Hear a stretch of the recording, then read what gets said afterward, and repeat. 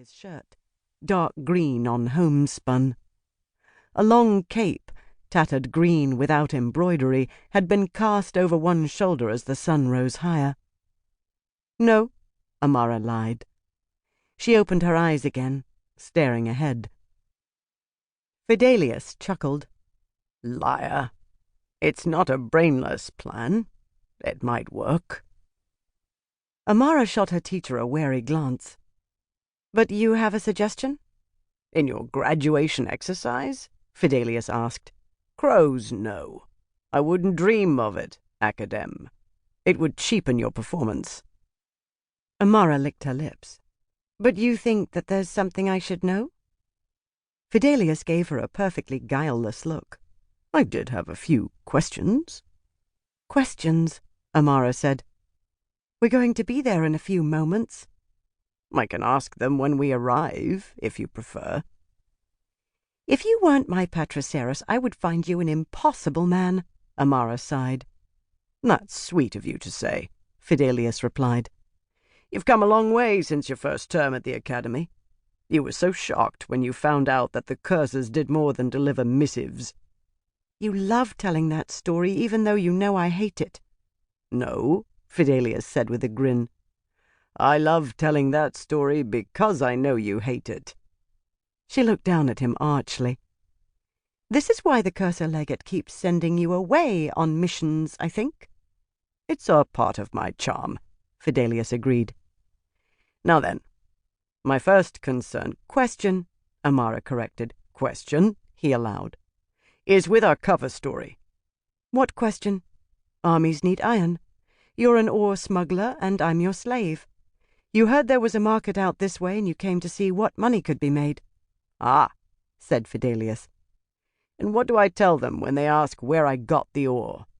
It isn't just found by the roadside, you know." "You're a cursor Calidus. You're creative. I'm sure you'll think of something." Fidelius chuckled.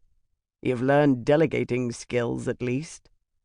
So, we approach this renegade legion with our precious ore." He nodded back toward the squeaking cart. "What's to stop them from simply taking it?" "You're the harbinger of a smuggling network representing several interests in the business.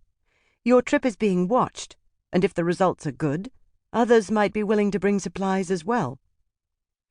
"That's what I don't understand," Fidelius said, his expression innocent.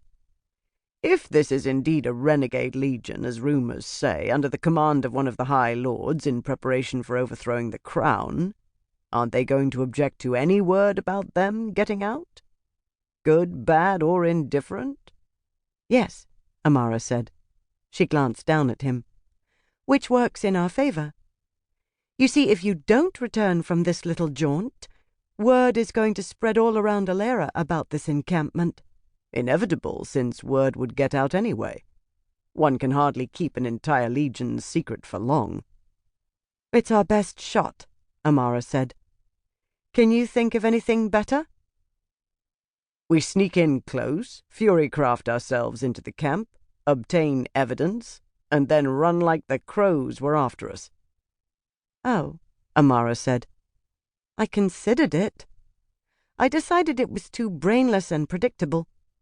"It has the advantage of simplicity," Fidelius pointed out. "We recover the information, give solid evidence to the crown, and let the First Lord launch a more comprehensive anti-sedition campaign." "Yes, that's simpler. But once whoever is running this camp knows that they have been observed by the cursors, they will simply disperse and move their operations elsewhere. The crown will simply spend money and effort and lives to pin them down again, and even then whoever is putting out the money to field their own army might simply get away." Fidelius glanced up at her and let out a low whistle. "So you want to get in and out undetected, get word to the crown, and then what?" "Lead a few cohorts of Knights Aeris back down here and crush them where they lie," Amara said. "Take prisoners, have them testify against their backers, and wrap it all up right here." "Ambitious," he commented. "Very ambitious. Very dangerous, too. If they catch on to us, they'll kill us. And it's reasonable to expect